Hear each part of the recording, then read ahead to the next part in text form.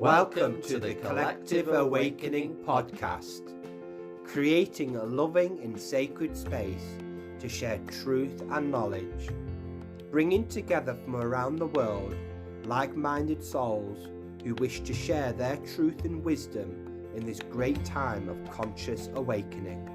Hosted by Chris and Stephen of the Purple Mountain Spiritual, Health and Wellbeing Centre.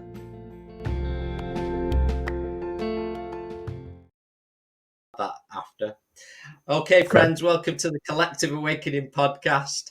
It's a pleasure to be with you once again. I'm Chris, along with Stephen of the Purple Mountain Spiritual and Wellbeing Centre, and it's an absolute pleasure to welcome our guest on this episode, Mark Sargent, and we will be talking all things flat Earth on this episode and more. So welcome, Mark. Thank you so much for joining us. Hey, thank you so much for having me. Again, as I told you during the pre-show, if anyone contacts me from the UK, I just immediately say yes to whatever it is. Again, Amazing. Like, I do. I've had students call me up. It's like, I heard you say on a thing you'll talk to anyone from the UK. Absolutely, I will. I love the UK. Fantastic to hear. And I'm just so excited for this subject. And like many, probably last couple of years, I think during what we'd call our first lockdown here, 2020, I watched Behind the Curve on Netflix. Those watching might watch that, and that was my first awareness of you. And actually, I found that one of the most interesting parts, like the first half of that documentary. Your story really drew me in, and I'd love you just to share that with us.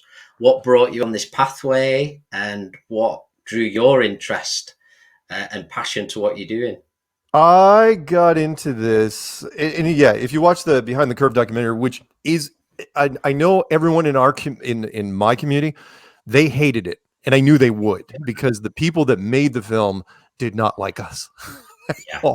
By the time they got to the end, and they still to this day, like the director Daniel Clark, he swears, he goes, "No, Mark's a con man. He's faking it. There's no way he believes in this." It's like, dude, you spent 7 months with me. How? And not only that, I've been doing this since 2015. It's like, when am I going to reveal my master plan? You know. But I got into this back in. I looked into it in 2014. I never got married or had kids. And once you reach a certain age, you realize you have a lot of free time on your hands. If you don't get married and have kids, a lot of free time. and I was there when the internet was young, you know, back when you could finish the internet. You guys aren't old enough to remember that, but it was like, you could actually be like, is there any other pages I can go to? There was only so many pages out there. And I got into when YouTube first came out and some of the other stuff, and we won't go into all the other conspiracies, you know, for censorship reasons. But I dug into just every conspiracy you could think of. I went to JFK, for example, in the theater back in the day when it came out in the early 90s. And I have an opinion on just about every conspiracy there is, and just got conspiracy bored. I was out of things to look at. It's like, is there anything else that I haven't looked at? You know, did Bigfoot actually have Elvis's baby? Maybe. Is that a thing? And finally, you know, I looked at flat, you know, and I knew I was onto something because I looked, it's like, what's on my bucket list? It's like flat Earth. Oh, I don't want to look at that. Just don't. I don't want to look at it. And everybody knows. And then all of a sudden I clicked on a flat Earth video that was recommended for me, you know, for some obscure reason back in 2014. Yeah. And I remember I was sitting in Colorado and I was alone in the living room with the drapes pulled, and I got visibly flushed. I was like embarrassed to click on this. I clicked on this. It's like, why am I getting hot? What the hell's wrong with it? It's like, look, you know, I was in the tech field for years and years and years. Plus I was single. I clicked on a lot of weird stuff on the internet. Nothing embarrassed me. It's like, yeah, I probably shouldn't be on this site, but nothing at any point got me visibly just worked up. And it's like, and I caught myself. I was like, in this introspective moment. And so it's like, all right, you know what? I'm going to do this. I'm going to spend a weekend on it and see if I can knock it out. And after that weekend was over, I realized I got a lot more time than I need to spend. So I spent much longer than most people. I'm stubborn.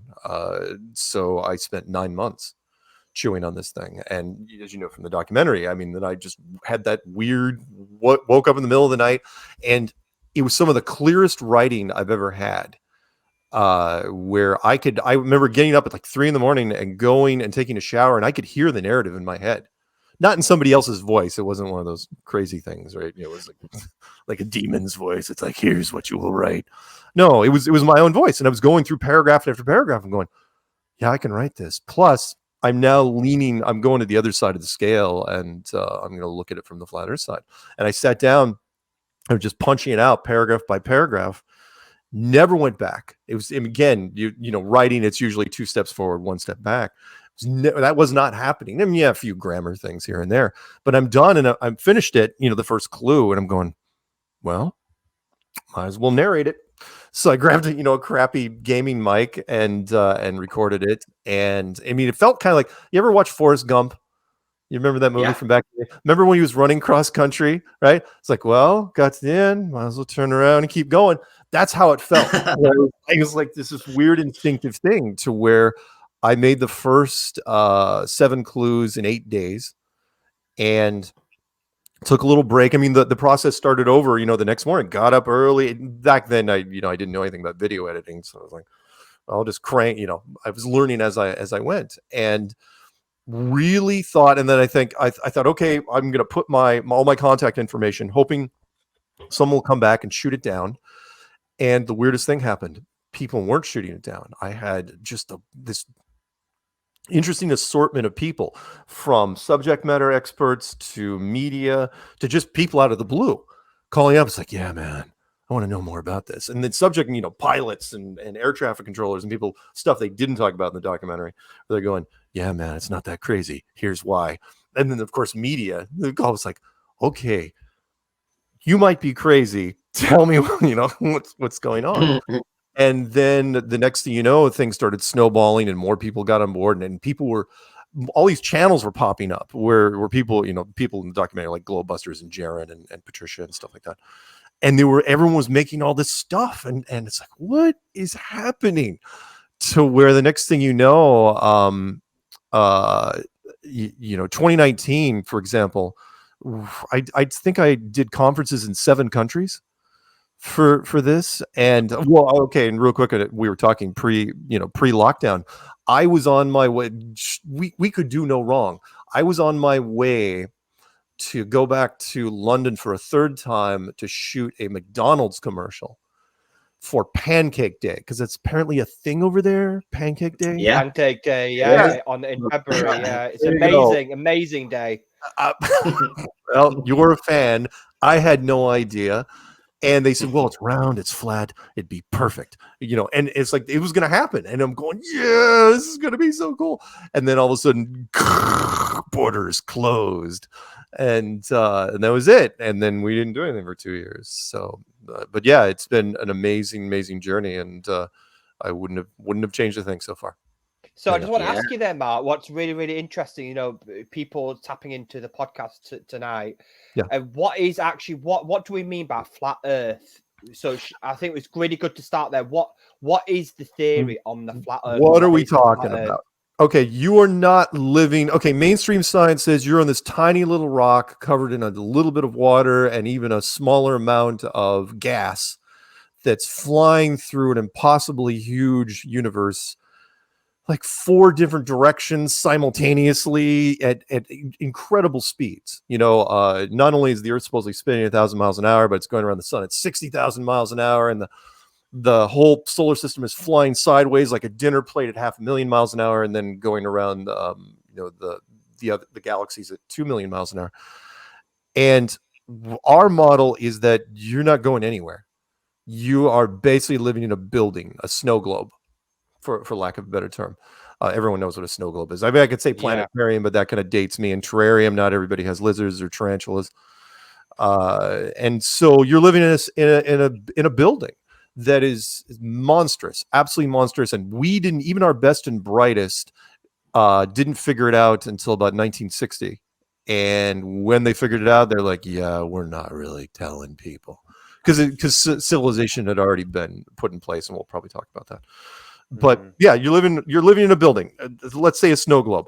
And inside this snow globe is a big saltwater lake. And inside that saltwater lake are a bunch of really, really big islands, which are known as the continents. And around the outer edge is Antarctica. And Antarctica is the only continent that does not look like you would describe it on the map. It's not this, forgive the phone, I'm not picking that up. It's not this island continent that looks about the same size of Australia. It's this something that's way, way bigger that stretches around the entire outside. And because people will come back and say, well, how does the water not fall off? It's like, this isn't Asgard. Right, it's you're talking about an island, or you know, the same thing. I'll steal a line from David Weiss, where it's like, okay, how does water not fall off of a lake? It's like, well, because you have a border. I go, yeah, same thing. You have a border.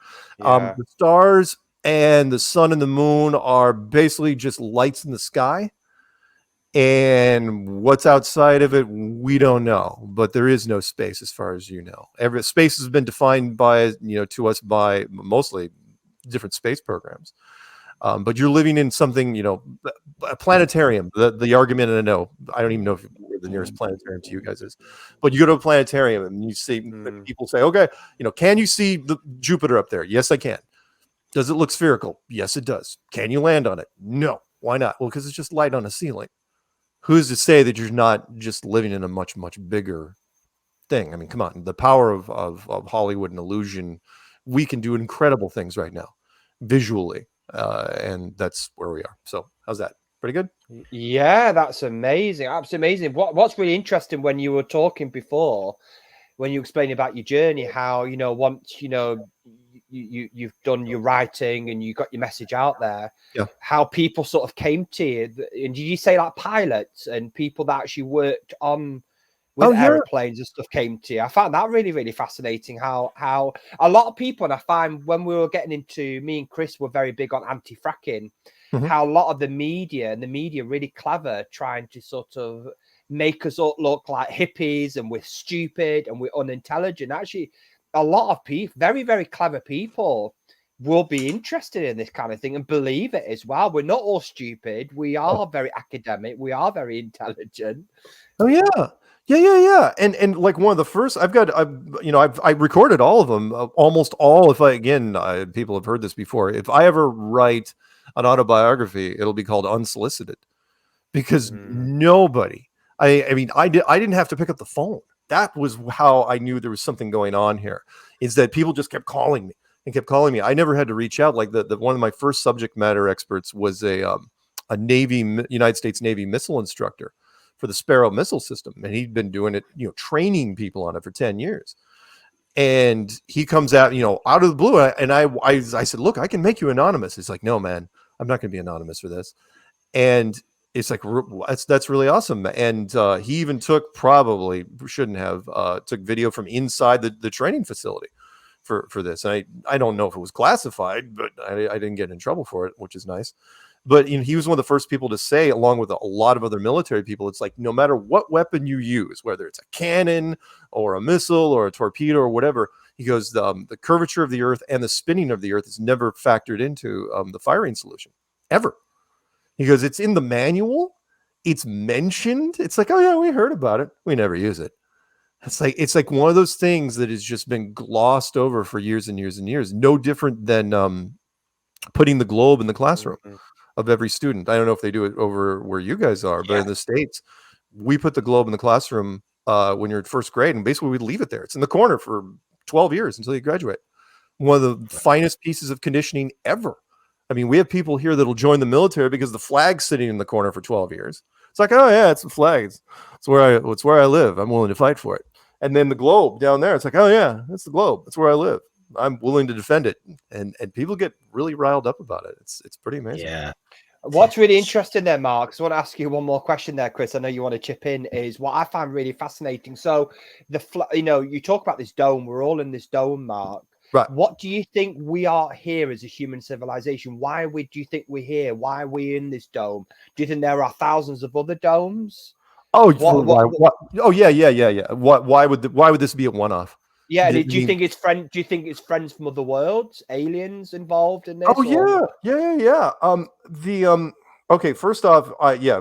Oh boy, there's a couple different ways we could go here. First is I don't think let's start with just us, which is, do I think we're the first people to rent this apartment? No, not by a long stretch. I mean, granted, I was one of the few people I think that bought the first 6 or 7 seasons of Ancient Aliens on DVD, but they had some points. Which was our unbroken civilization only goes back 5,000 years. But there's a lot of stuff out there that predates us. A lot. I mean, the Bosnian pyramids, the real pyramids, Puma Punku, Machu Picchu, the Bimini Road, the sunken cities off of Japan, the sunken cities off of India. There's just so many. And of course, why would we be arrogant to think we're the first people here, right? Which I also direct. If you think about UFOs, do I think there's things flying around up there? Yeah, you bet. And they're not us, even though the American government would love to take credit for it, because that's what we do. And it's like, oh yeah, it's probably one of our top secret military. It's like, no, it isn't. Come on, they've been around for a long, long time. One of my favorite UFO sightings, you can look it up, it's even got its own wiki entry, isn't Roswell or Aurora, Texas, or it's 1561 Nuremberg, Germany. It's absolutely brilliant. If anyone hasn't looked it up, please do. Which is on a beautiful April morning in Nuremberg, Germany, 2 huge factions, it might as well have been the Sharks and the Jets, just show up with these flying aircraft carriers and just start hammering on each other above the city for an hour. Right. Now, granted, they could get away with it because there was no photography back in 1561, but there's plenty of people that could draw, and they did. They had a whole hour. So they're drawing everything. They're having their toast and Schnitzengluben or whatever they eat. And by the time they're done, what was creepy, though, and Ancient Aliens didn't even talk about this. This is the part that bothered me. They leave things out. And I think because it gives too much credibility to the story. So these 2 factions are beating each other up for an hour. And then a single black giant angular ship shows up in between them, doesn't do anything. Those guys scatter, and then that ship hangs around for a little bit and then veers off and takes off. Now, the reason why I think Ancient Aliens left that out is because it raises too many questions of a hierarchy. It's like, okay, first off, who were the 2? Why were they battling over a major city? I think they figured out there was a dead spot that they could fight over, and no one was going to see him for a while. Who was the black ship? I mean, were they the cops? Were they the UN? Who the hell were those guys? And where were the other 2? Obviously didn't want to mess with them. But also the part which bothered me was the response time. A full hour to get that, to get the cops there. It's like, look, I can fire a gun out this window. There's going to be cops here in 5 minutes, right? A full hour of military engagement. It was stunning. Anyway, to back on point. Us. So the big question is, are there, and by the way, you can go out with night vision binoculars all day long and watch things flying around in the sky all day long. It's stunning how many things there are flying around up there. Are they with us in here? Are they trapped in here with us? Or are they allowed to go outside of here and go to other places? I don't know. I don't know. Whoever they are, though, there's different factions and they have rules. Obviously, you can't, because it's one of the old UFO arguments, which is, why hasn't a ship landed in downtown London? Why in Piccadilly, and just got out and take some selfies, sign some autographs, and shake hands. It's like, because it would change everything. It would alter human. It's basically the prime directive from Star Trek. Yeah. You don't do that. But as far as other bubbles, other snow globes outside of here, sure. Why wouldn't you? I mean, if you have the power, if you have the engineering ability to make one of these, then you should have, here's a sort of a modernistic state, but there's others. Oh, hey, these guys are pre-industrial. Oh, hey, these guys are in, barely sticks and stones, and so on and so on. So does that sort of answer part of your? Yeah. Very, very interesting. Yeah. The first part of your question, I think, was, where's my juice? Oh, it's over there. I'll get it later. The first part of was why. Well, why build something like this, which was kind of a big question. All right, you want me to get into sort of the existential part of this? Yeah. All right, give me a second. I'm gonna grab my juice. I'm gonna Okay. stop Oh, my this camera. Hang on. this is going to be good then if he's just hydrating for this question so he can be prepared. So it's going to be good. Okay, so sorry, I gotta turn my camera back on. Okay. The reason was, by the way, I turned off my camera because I'm wearing shorts right now. I'm doing the old newscaster thing. Where I thought that was just me. Now I could be lying and saying I'm not wearing anything, but that's not true. Either way, it wouldn't look as good. Okay, so why do it? Why build something like this?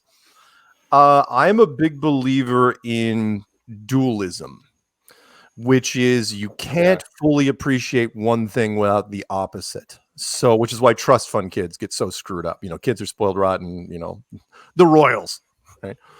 So you can't have light without shadow, hot without cold, pain without pleasure. You don't appreciate any of those things unless you see the opposite of it, you know, in moderation.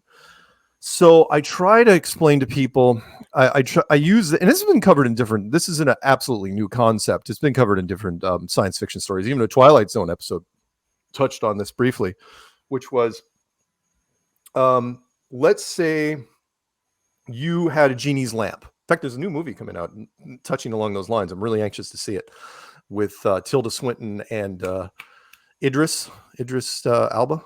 Is that his name? Yeah. Yeah. Apparently he's the genie. So genie shows up and he gives you 3 wishes, but you're clever. You remember what to do if you ever get 3 wishes, right? Ask for more wishes. Right? You could ask for 1 million wishes, I suppose. No one ever makes it to 1 million, and I'll tell you why. I believe the universe sort of runs off of novelty in certain ways to power it. I mean, Einstein said a long time ago, he said, imagination is more important than knowledge.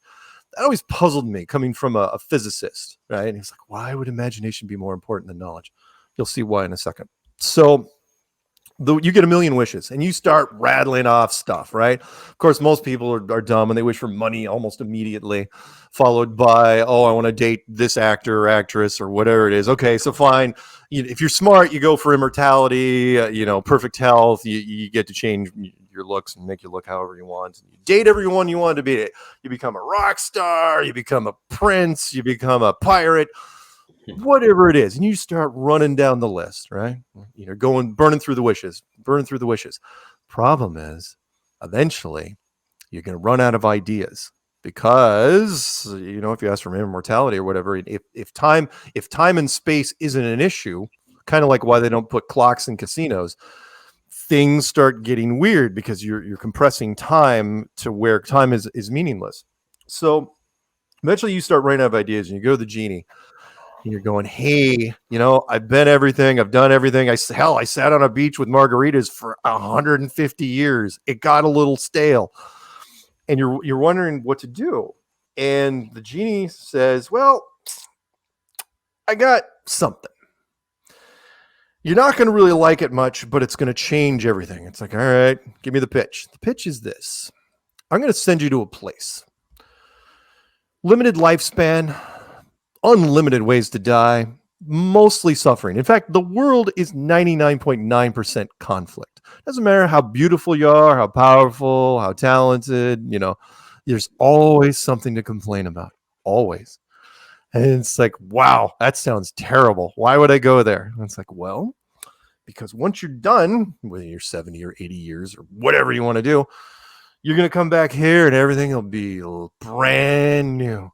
It'll be absolutely awesome. It's like, wow, that sounds great. What's the catch? Because there's always a catch, right? And the genie says, well, you're not even going to remember we had this conversation. And he snaps his fingers Thanos style, and voila, you are here. And the reason is, again, I know we're kind of going off and into the weeds here, but the reason is because you have to have your memory wiped, is because what's the old metaphor? You can't have your cake and eat it too. I always thought it was a stupid saying. You can't have your cake and eat it too and still have your cake, which then gets into a whole nother thing. But you can't have your life the way it is now and remember what it was before you got here, because it completely changes the tone. It loses the whole relevance, which is why I don't think virtual reality will be able to go that far. Because once virtual reality plugs into the old noodle, then this world, this life becomes meaningless. In a sense, it changes the perspective. So that's why you would build something like this. That's in my opinion. It's cyclical, meaning you spend 5,000 years in an unlimited universe, 80 years here, 5,000 years in another universe. This world it's not a necessary evil. It's necessary to give you perspective. And so that's well, Mark, how you describe that, and me and Chris talk about it all the time. We all speak the same truth, but in a very different way, and we believe very similar to that about reincarnation, about how we've all reincarnated on this earth for a purpose, and we're not supposed to remember, and the duality between light and dark, and it's very similar to actually our beliefs, which is actually really, really interesting, isn't it, Chris? I mean, a lot of the other people in my community don't talk about that because the question does come up. It's like, why build something like this? Why do it? And I'm not shy. I'll answer it. And it's like, yeah. Well, I mean, and the reason I will volunteer to answer it is because the only way I got to the whole flat Earth concept was I had to answer for myself everything that I thought people would ask me. And so I, not only that, but I'm a big believer of empathy. Put yourself in the other person's shoes, which is how I qualified conspiracies. So that's a whole nother thing, which is, and again, I won't name the conspiracies necessarily, unless you want me to, which is, I'm one of the few people that will say, okay, let's say I was a part of the Illuminati, right? Let's say I was part of some dark, sinister, government group that sits in a big oblong table with 40 watts of light, and apparently everybody smokes. I don't know why that's portrayed as that. that apparently that's the formula. But when I do, I say, don't look at conspiracies the way, as it's all evil and horrible because there's people with black hats twirling handlebar mustaches and thinking about world domination. Most of the time, from what I can tell, to steal a line from Hot Fuzz, which is it was done for the greater good. Right? Yeah. That's generally what it is. The people don't understand that the greater good is usually done at high levels because the lower levels can't ever agree on anything. Nobody wants to be. It's like, well, we're going to have to sacrifice 4 or 5 pawns on this board to win this game. No one wants to be those pawns. No one ever volunteers to be those pawns. And so that's how I qualify most conspiracies. If I couldn't improve, it's like, okay, if I was the Illuminati, why would I do this conspiracy? If I couldn't improve on it, then I generally, and I know that's giving me too much credit, but I've always been a fairly clever problem solver. So if I couldn't improve on it, it's like, oh yeah, it's probably legit. And I can tell you why. I mean, people don't like to hear it. Most of the, they don't like to hear it. It's like, yeah, it's just matter of fact reason. That's why it's happening. So do you think, Mark? Do you think, Mark? Then the sort of getting my head around the whole flat Earth, which I can accept. Yeah. So it's not these dark spirits, this dark agenda that's controlling the flat Earth. There is a higher power. It's part of our experience, human experience, part of our consciousness. Is that what you're saying? Or, yes. Right. Okay. Keep it a secret. Well, but why keep it a secret? Well, if you don't, there's certain rules of power, and one is that people at certain levels of power do not take chances. Actually, organized crime does the same thing. There was a great line from, was it Goodfellas? I know I'm using a lot of movie quotes. Pop culture references is one of my things. Which is, I think Robert De Niro said it. Oh no, it was in Heat. Where he said, if there's ever a doubt, there is no doubt. Meaning you take measures to ensure that you don't have any doubt in your mind, whatever that is. So let's say you don't figure this out until about 1960 because you just don't have the technology. Remember, 100 years ago, we barely had planes.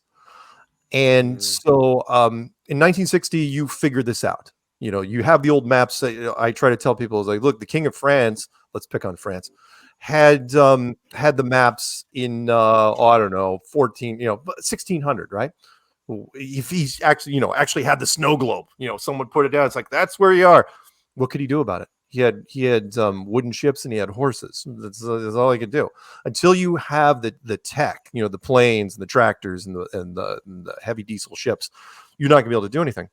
So if 1960, if they find out it's not what they stand to gain, it's what they stand to lose.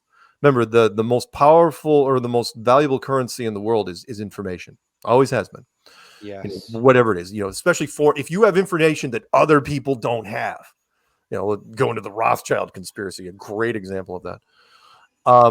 Which is, so if all of a sudden you figure out that the world is a snow globe, right? In 1960, what could go wrong? Imagine the Illuminati meeting, everybody's smoking. It's like, okay, what could go wrong? It's threefold. One is academic. Every university in the world, in every country, would have to retool everything. I mean, it would just be chaos in the universities. I mean, forget about astrology, astronomy, and astrophysics. That'd have to be torn down, and I don't even know how to recover. But the remaining ones, geology, biology, archaeology, geology, whatever it is, right? They would all have to be retooled. That's just academics. World markets, economics would have to, all the stock markets would have to shut down for months until you figure out what may happen.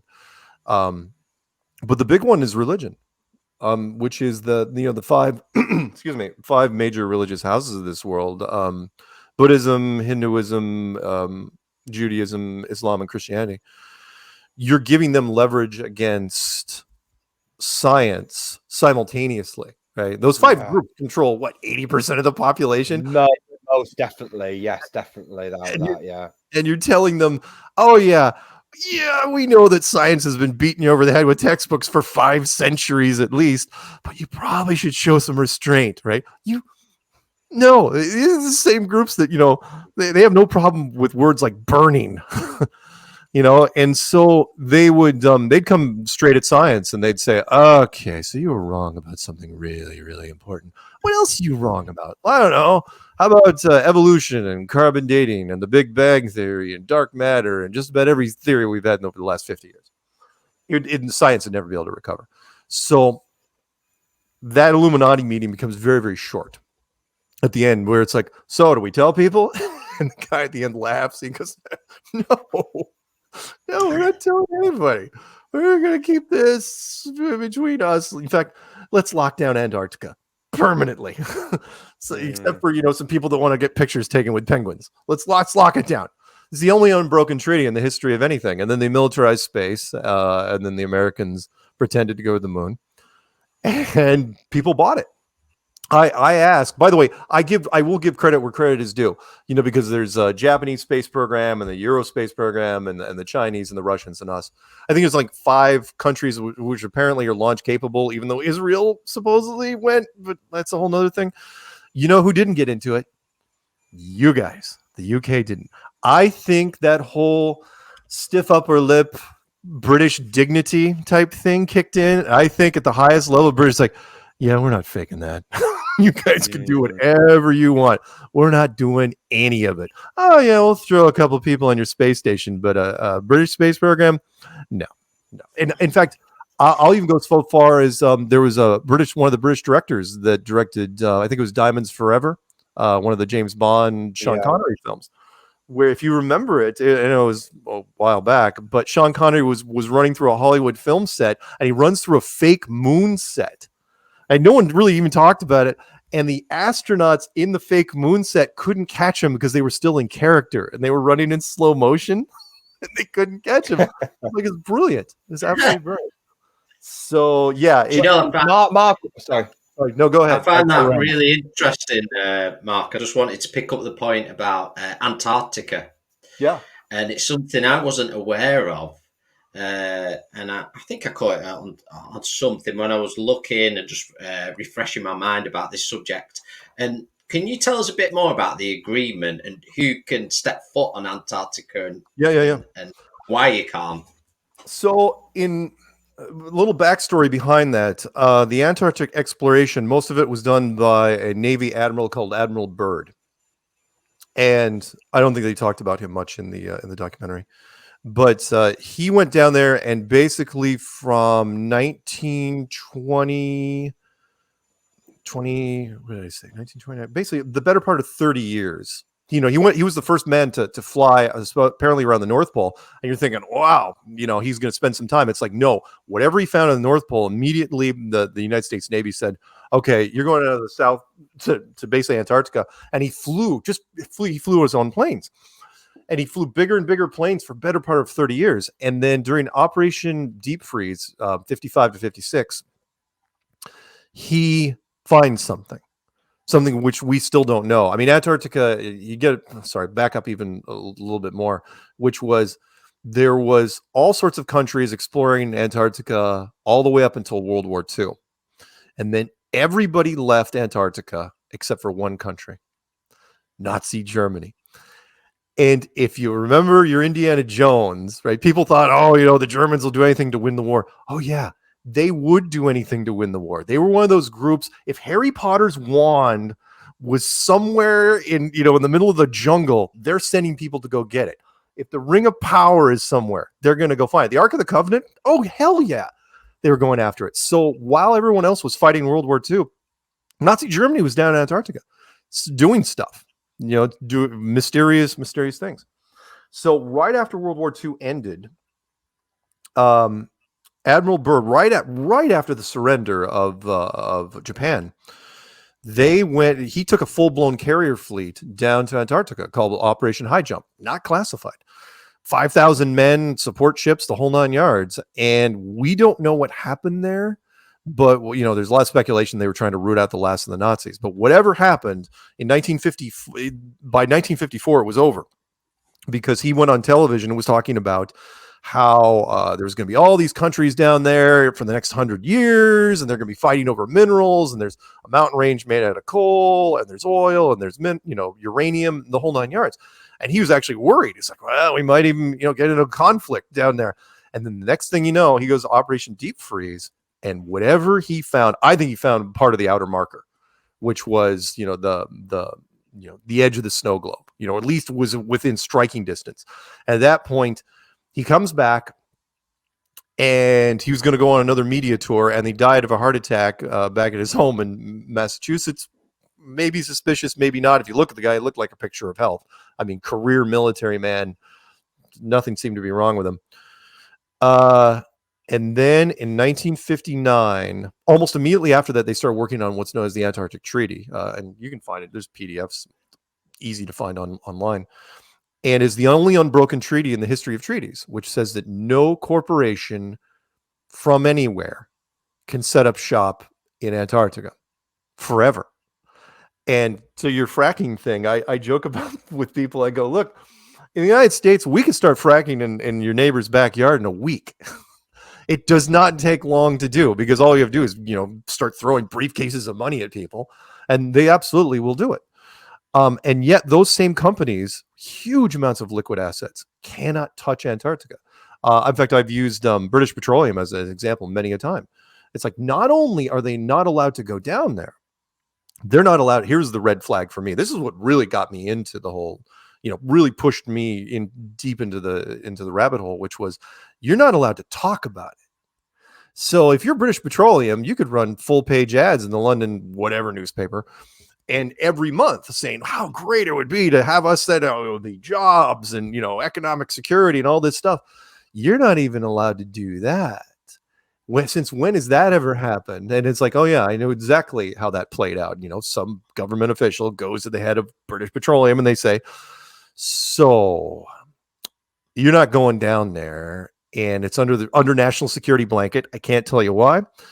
And when you finally retire, whoever comes in, give him my business card, because I'm going to tell him the same thing.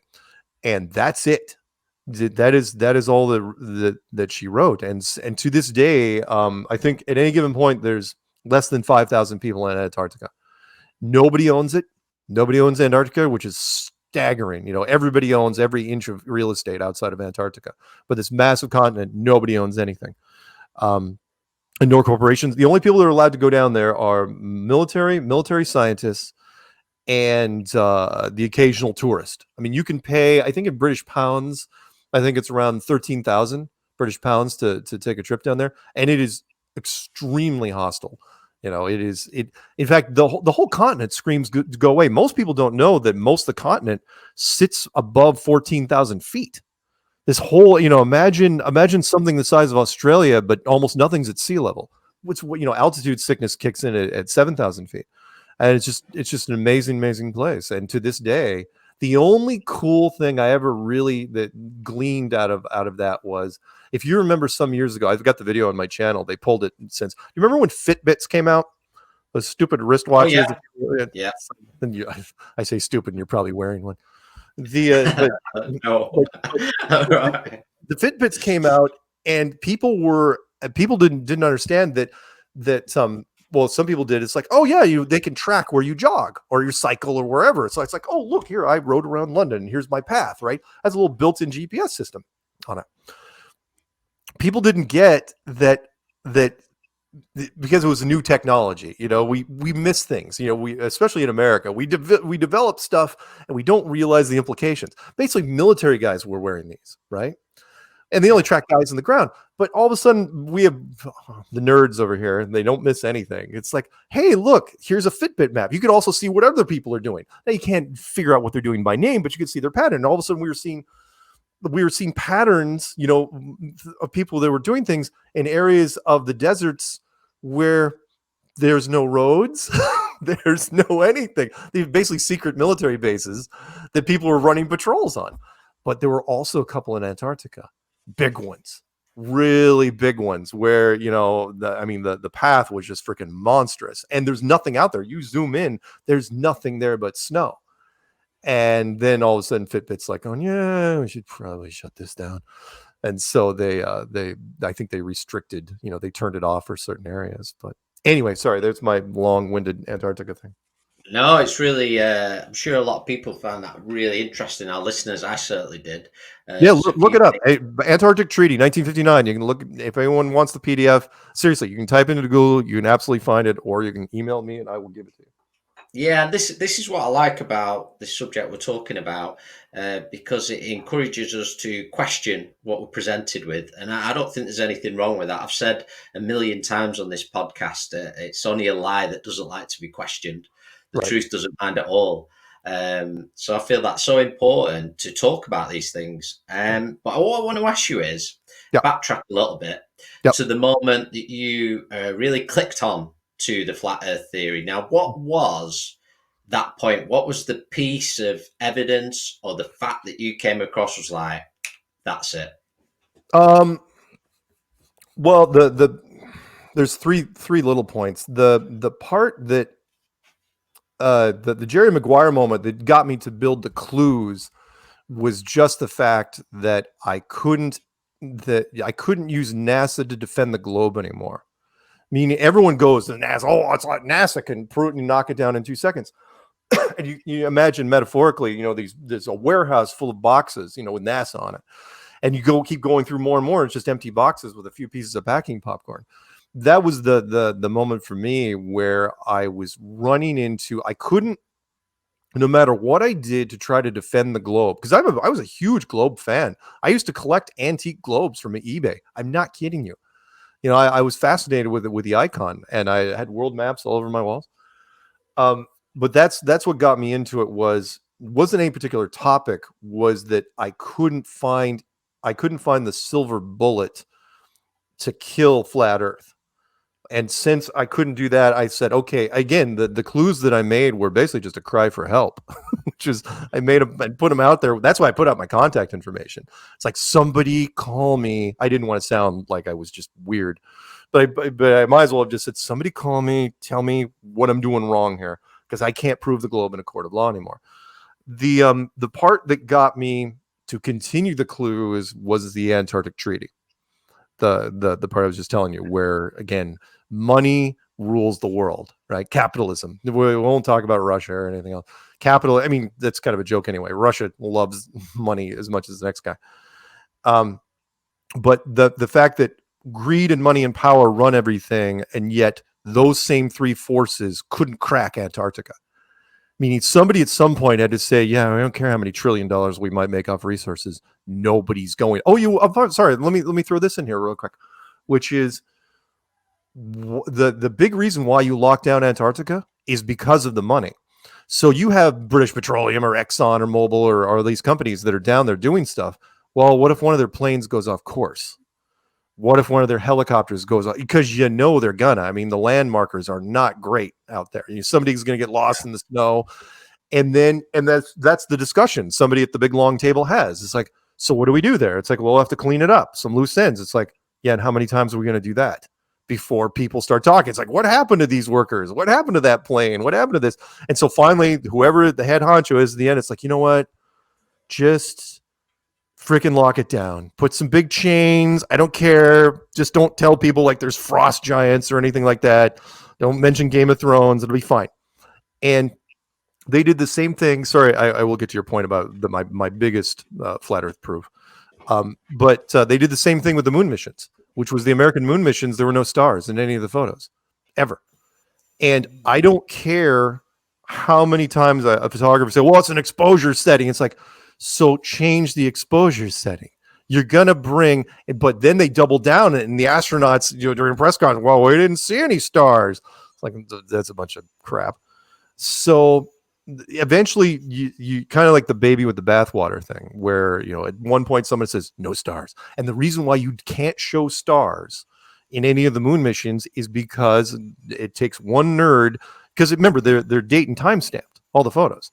And all of a sudden, one nerd works up the model and's going, yeah, the belt of Orion, it's right there. Should be over there. Okay. You can only do that a few times before all of a sudden it's like, so is the date time stamp system completely screwed up? And then you have to answer that. So somebody says no stars.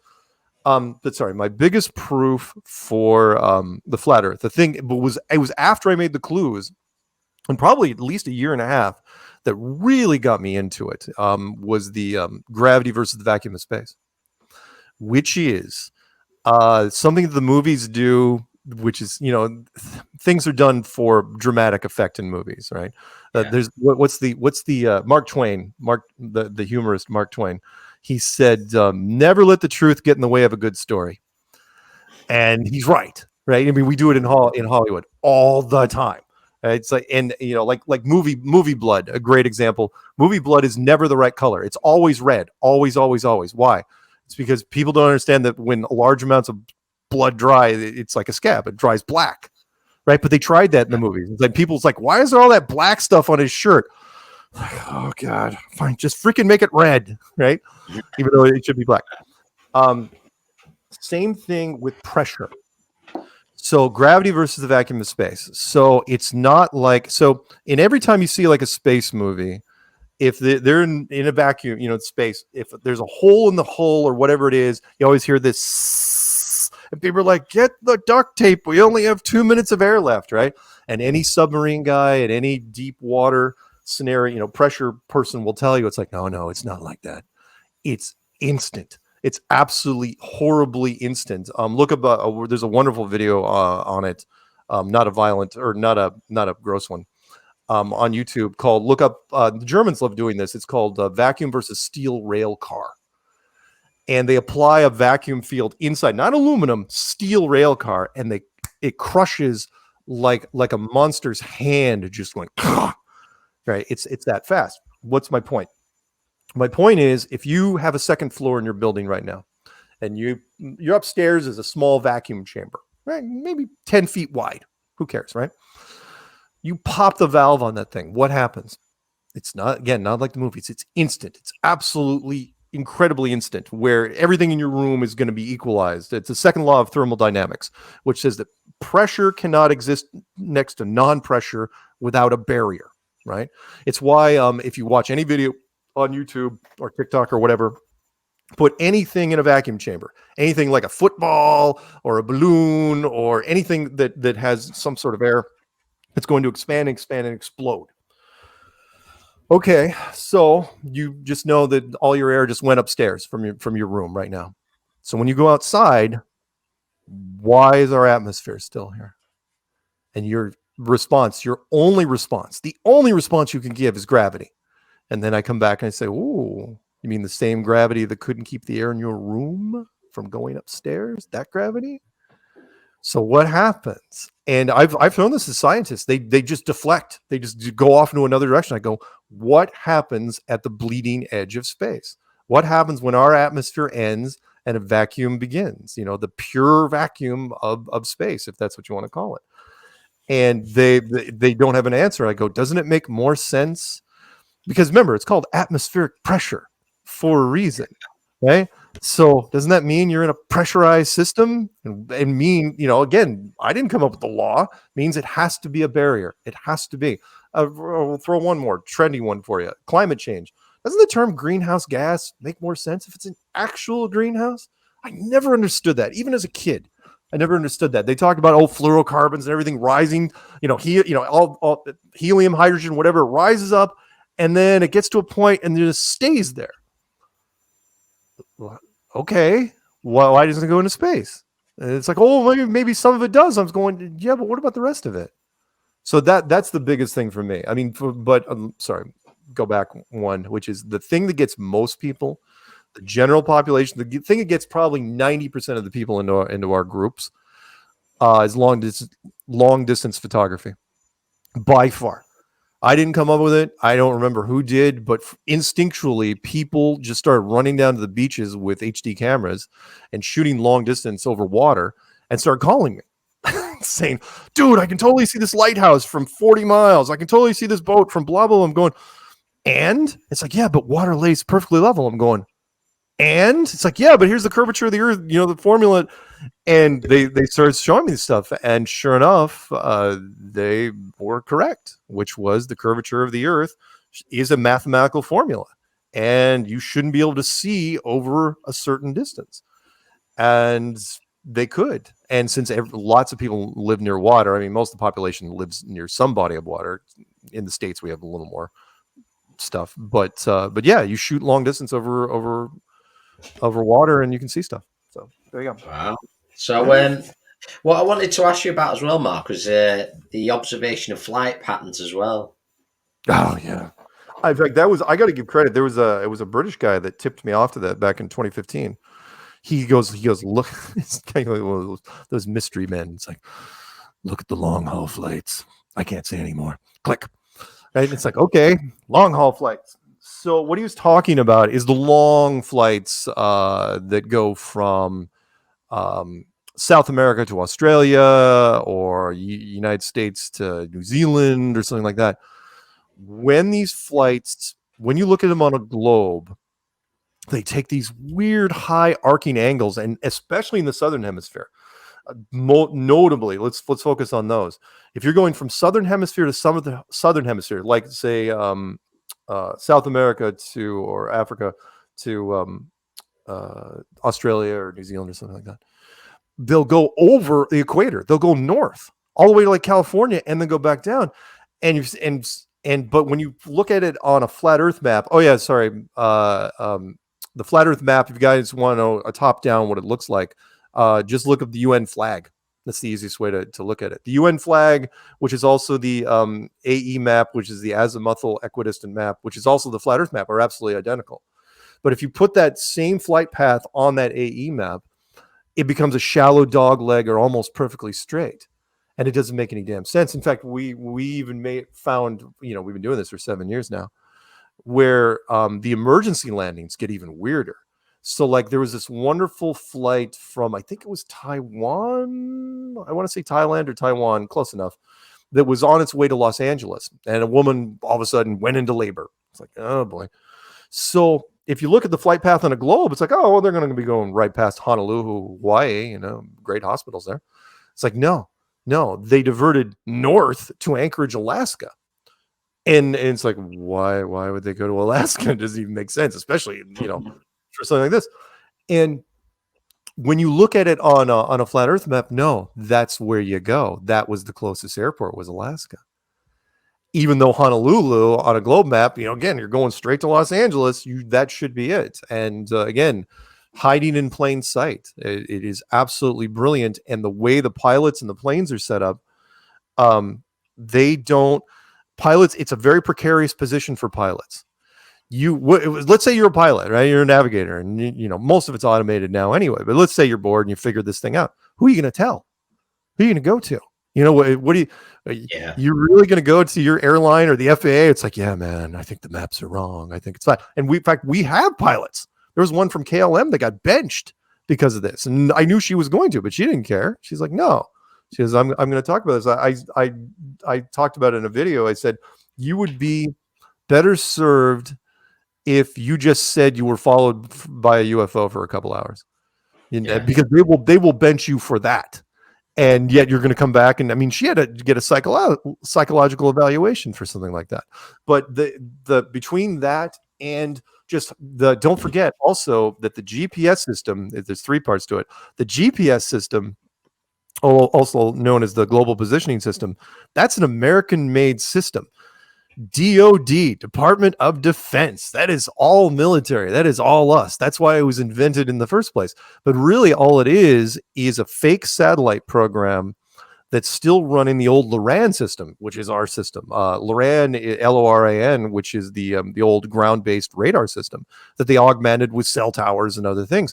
But you know this because even though there's supposedly 32 GPS satellites with blanket coverage, right? When a plane gets about 150 or 200 miles away from the nearest tower, right? And it's not even just like going off the coast of Africa or the coast of Australia, on the way to Hawaii from like San Francisco or Los Angeles, that plane, the latitude and longitude will disappear.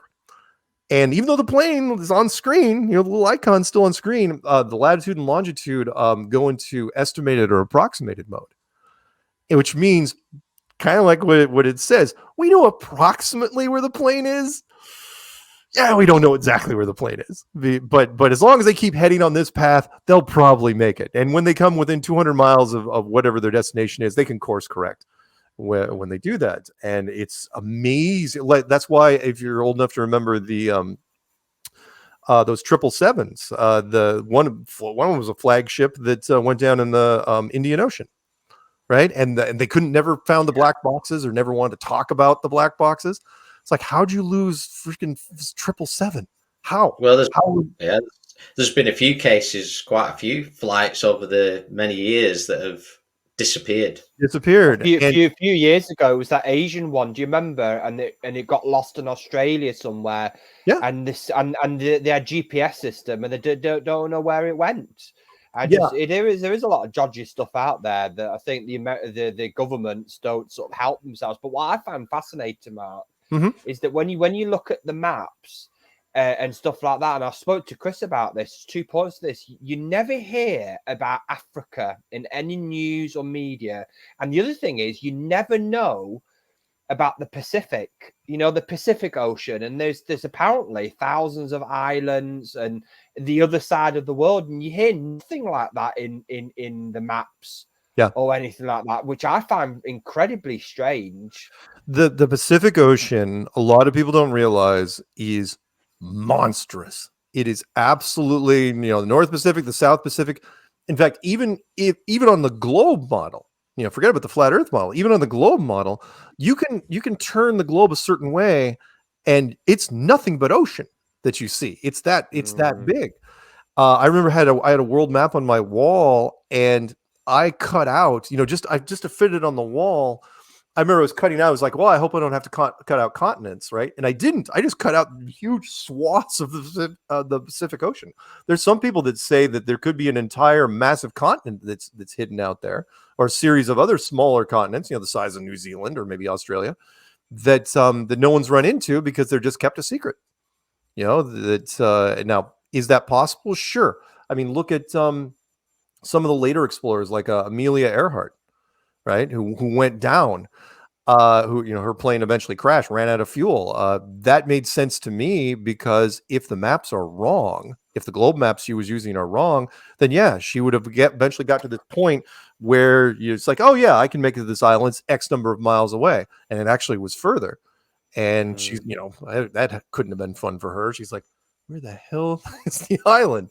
and she had to ditch, and who knows where that ended You know up. the Bermuda Triangle. So, what's your thoughts on that then? How does that fit into the flat Earth, the Bermuda Triangle? Is that sort of an older civilization that was way more tech heavy than us, that had way more power than us? I mean, not to necessarily rival the Babylonians from Genesis, who actually were building a structure to reach the ceiling.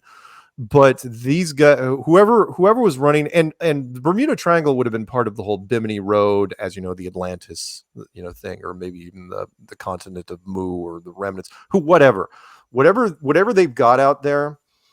Really, it inspired a lot of filmmakers, and everyone in that area knows. It's just one of those things now where we just don't go there. Pilots, especially pilots, are like, yeah, we're not. If you remember, there's two quick things. One, it was the Flight 19 incident. The Navy bomber pilots. After World War II, they were just on a training run and they got lost, and that was covered in Close Encounters of the Third Kind, where they found the planes. That's not the part that got me. The part that got me, which is usually omitted from most things, was the Osprey that got lost looking for them. And that was an Osprey plane. If you know what that is, that's a flying boat. It's one of those planes that can land on water. That's the whole point. It takes off in water and it then lands on water. And it was it has like a crew of 9, right? And you got to remember, even if they ran out of gas, they can land on the water. And that disappeared without a trace. And that's when the Navy just went full tilt and sent out everything they had. And of course, none of those ships got lost. So I think it could be selective. I think there could be some remnants. My personal opinion is I think there's remnants of an older civilization down there that their argument is for the rules of this world. It's like, yeah, you know what? We're not breaking protocol. These are lone boats, lone planes. Like, yeah, we're gonna grab a couple here and there, and whatever the whatever they're using, be it some dimensional gateway, or it's extremely disorienting. So it doesn't surprise me. But yeah, I think. Go on then. Sorry. No, you're good. The other thing I was going to ask you, I just found this all really fascinating, is so if the flat Earth, hence very simply, is flat, do you think what's your thoughts on the hollow Earth theory? Then is that something that you've been pulled to as well? Oh yeah. That's how I got into flat Earth. Was Hollow Earth. I was a huge Hollow Earth fan. Huge, because it again, intriguing, and I got into that back in late 90s, early 2000s, to where I was even poking around Mount Shasta, California, with my girlfriend at the time, because I was like, there could be, entrances here and there. And the hollow, but do I think that flat Earth has any problem with Hollow Earth? No. And the reason is because of how little space we use. Meaning, most of our civilization exists, 90 something percent of our civilization lives between sea level and a couple kilometers up. I'm going to actually say kilometers for you guys, even though you don't use miles. I don't generally do that, but for you I will, because UK. So so if most of the population lives in this narrow band, right? The commercial airplanes cap out at about 50,000 feet. Cap out, meaning they can't really go any higher. Spy planes, maybe double that. Then you could have a cavern that's only 10, 20 miles high, that could hold huge amounts of people if you wanted to. And so who's to say that maybe we aren't in one as well? So no, Hollow Earth theory, every other conspiracy you can think of dovetails very, very well into flat Earth, with the exception of the fake space program, and that there are like 1 million people living on the moon. But no, I love Hollow Earth. I think it's great. I don't know if Mark, if you heard, but recently I think they found this, and this is again, it is how little we all know about the Earth, because in the early 90s they found this massive cave. talk about massive, that is about 20 miles long. Sure. And it has its own weather system. This is how big this cave is, and that is in Vietnam. So they're finding things 20 years. And what's the things? Did you see that massive crystal cave that they found? Yeah. I think it was in America, Mexico. So there are things. How can we say anything's for certain? Let's question things. This is why we're having these conversations, because we don't know anything for certain, do we, really? No, we don't. And that dovetails into my poking of science, where you have we've all seen the core. What does the core of the Earth look like, right? And you see the cross sections with the orange and the yellow and the red, the orange, the yellow, and the white thing in the center. And but most people don't realize the deepest hole ever drilled is about 12 kilometers.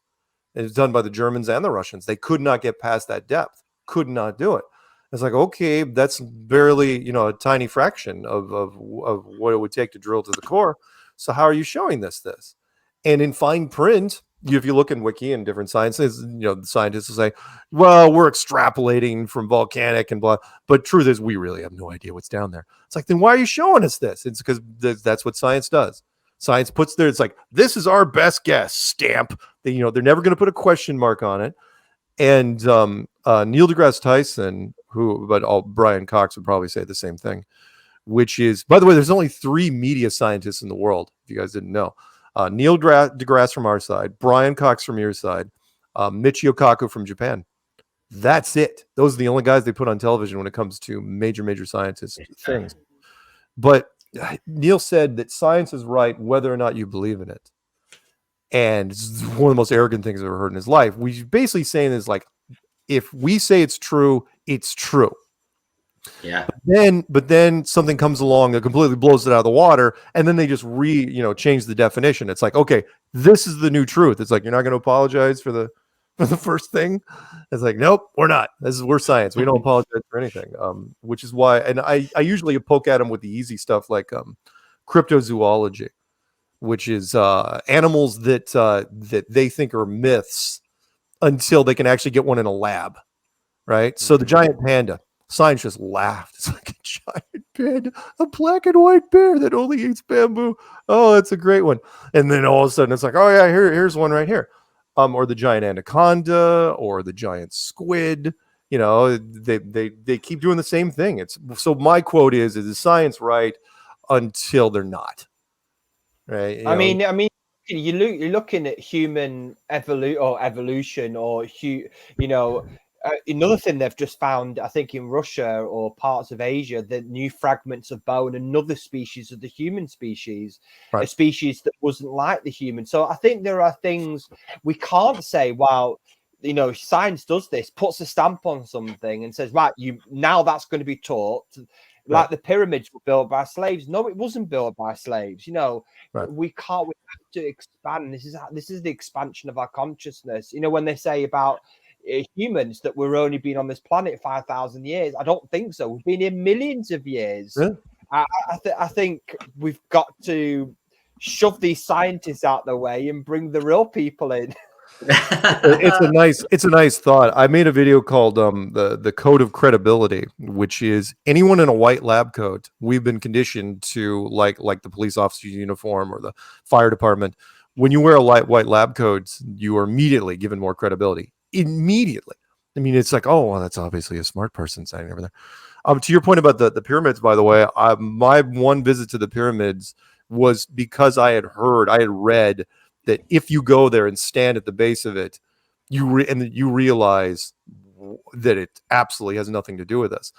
And that was absolutely true. I went there and I stared, but it wasn't for the reason I thought. It was because I spun around, and people say, oh, you see the pictures of the pyramids and there's this desert, right? But it's not 360 desert. I mean, Cairo is backed up right to, the parking lot, which is right next to the pyramids, right? Because it's this huge tourism thing. I mean, there's a Starbucks within like a golf shot of the pyramid. Yeah, there is. But you look at Cairo, if you drive through Cairo, you realize, I'm not picking on the Egyptians. I mean, wonderful culture, but you realize they had nothing to do with the building of that at all. And it's like, yeah, you guys didn't have a freaking chance, because if you could build this, you'd be way better off than you are now. My theory was, so one of the pharaohs back in the day, why wouldn't you? Why wouldn't you do this? If you're a pharaoh sending out recon teams, you find those things, and what I think was a lion that they carved the head down into one of the pharaohs. You show up, it's like, you look around, no one here. Yeah, we built this. And you take credit for it. And within a generation, you are elevated to near God status. Because why wouldn't you? It's like the people around you, they have no concept. And it's part of its loss. It's like there isn't a single hieroglyph that describes the building of the pyramids. Not one. And then yet to this day, people, oh yeah, it's logs and all a bunch of slaves. It's like, they're engineers that'll tell you right this second. We had nothing to do with. But I still, to this day, I don't think that. I think Machu Picchu and Puma Punku, even though they're much, much smaller, are from an engineering framework are way more impressive. Some of the pyramids in South America are actually bigger than the Pyramid of Giza, only because they buried some of the stuff. And there's pyramids that they've not even found yet. Yeah. Oh yeah. I mean, the Bosnian pyramids, they're trying to do what they can there, but there's so much crap on top of them. It would take forever to get it off.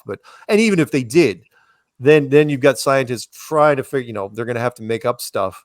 By the way, let me throw one more thing. They will make up things if they're backed into a corner. I brought up many times the coelacanth fish. If you ever, coelacanth, which is an ugly fish with a whole bunch of extra fins, right? And every scientist knew that it was been extinct for at least 70 million years. Absolutely would have bet the freaking farm on it. Every single scientist in the world. And then the British Navy caught one off of South Africa in 1940. And then another one off of Madagascar, and then another one off of Mozambique. And then all of a sudden it's like, wow, there's a whole bunch of these things around Africa. And then National Geographic is swimming. But science was in trouble because they're like, well, okay, what do we do? So they had to make up stuff. They said, oh, well, it's obviously a living fossil. What does that even mean? Well, it's a term we have now. And it's in an evolutionary state of stasis. Oh, you mean it hasn't evolved in 70 million years? Yeah, that's what we're saying. It's like, what? Anyway, so.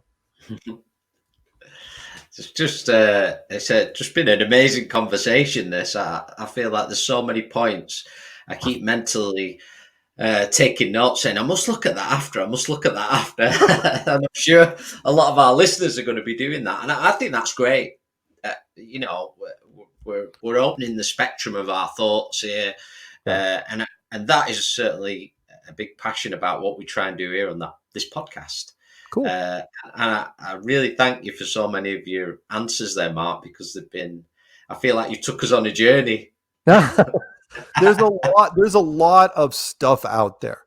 There's a lot of content, but what I try to reinforce to people is that the big one is don't believe everything at face value.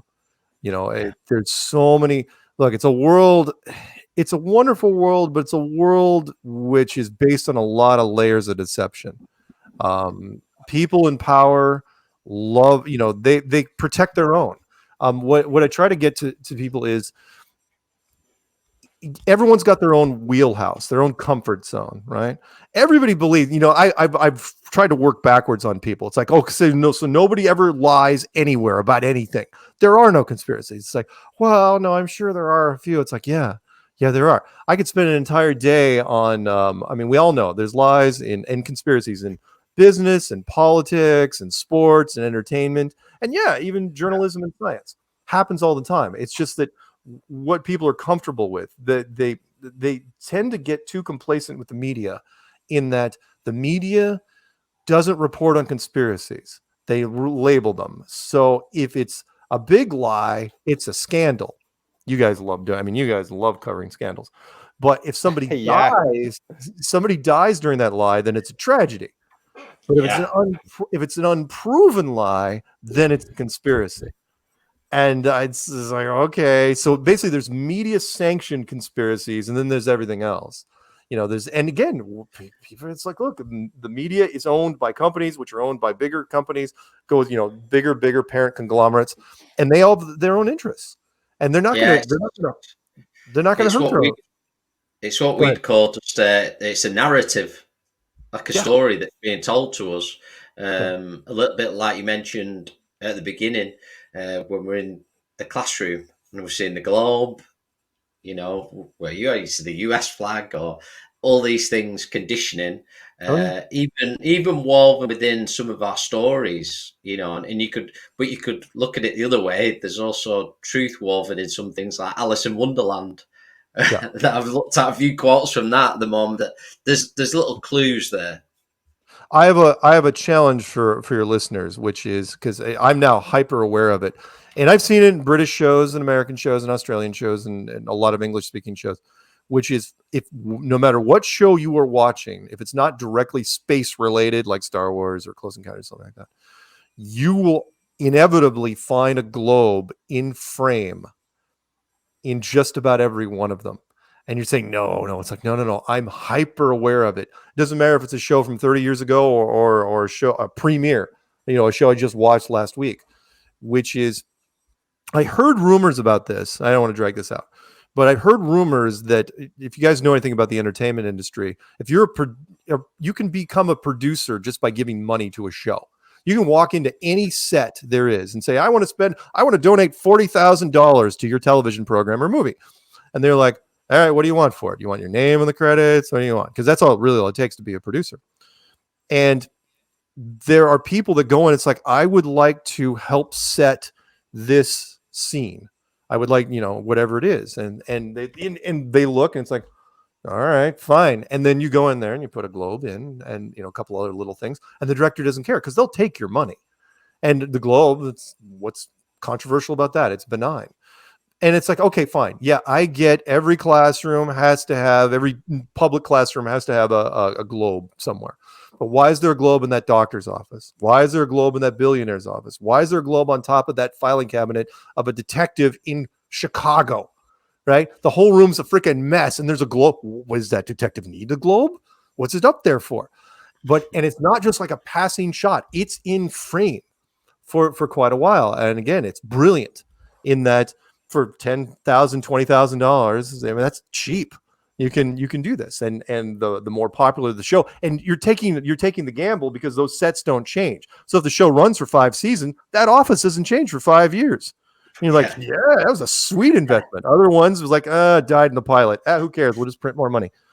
So and that is subtle conditioning. It is absolutely wonderful. They've gotten people, but a lot of people have broken out. Our members are. I was going to ask you about that, Mark, because it's a really good sort of question to finish off the podcast. Is that it does seem, a lot of people I call waking up, or I call starting to question that narrative. We call, our podcast called Collective Awakening, because people, in our opinion, are awakening in some form. And we're not saying for 1 minute what we are saying is right, but we're creating a platform that enables people to have that expression, that opinion, because you put the TV on, it's just that one story, that one narrative. But more people are waking up.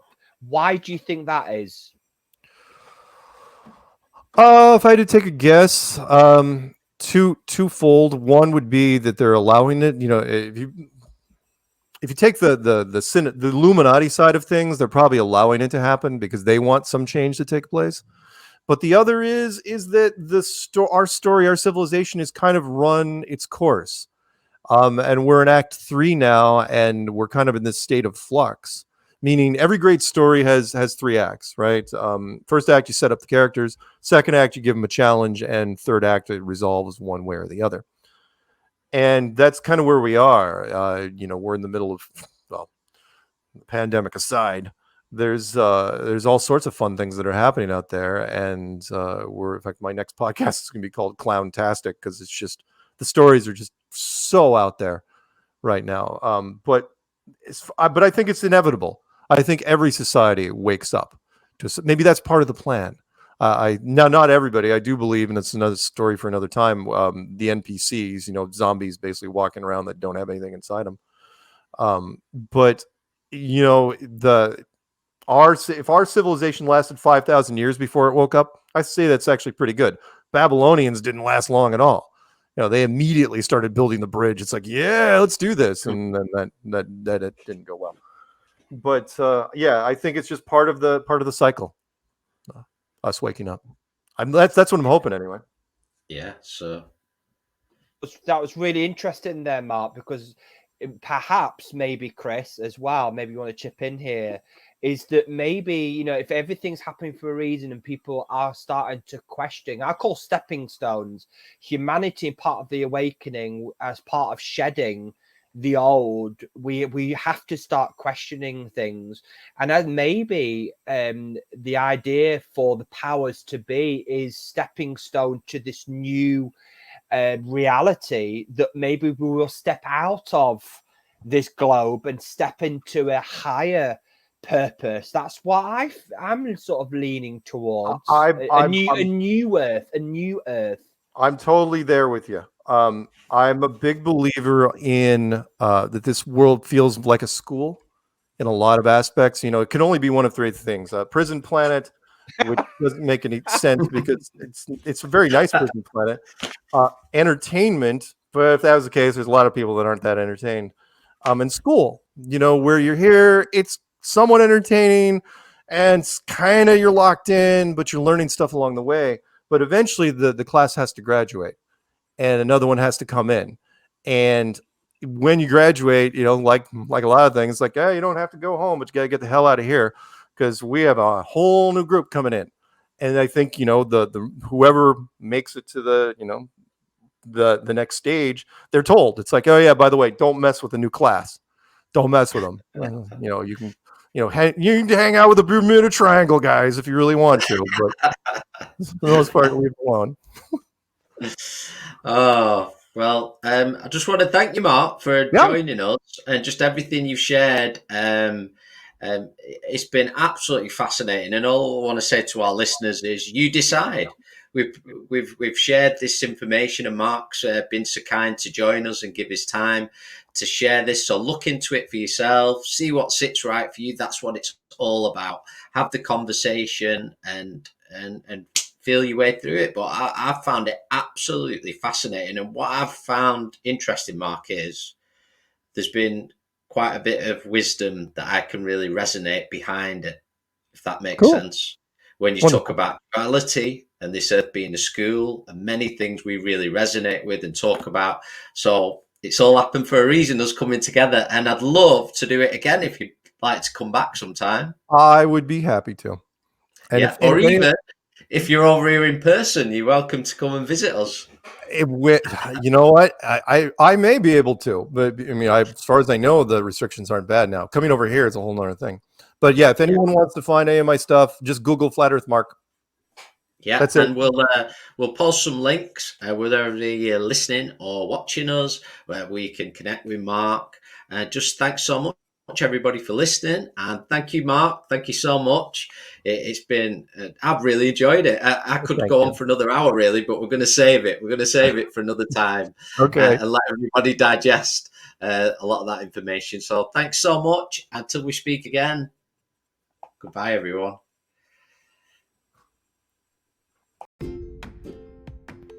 Thank you for watching the Collective Awakening podcast. For more information on the Purple Mountain Spiritual and Wellbeing Centre, you can visit our website at thepurplemountain.co.uk, and don't forget to click and subscribe.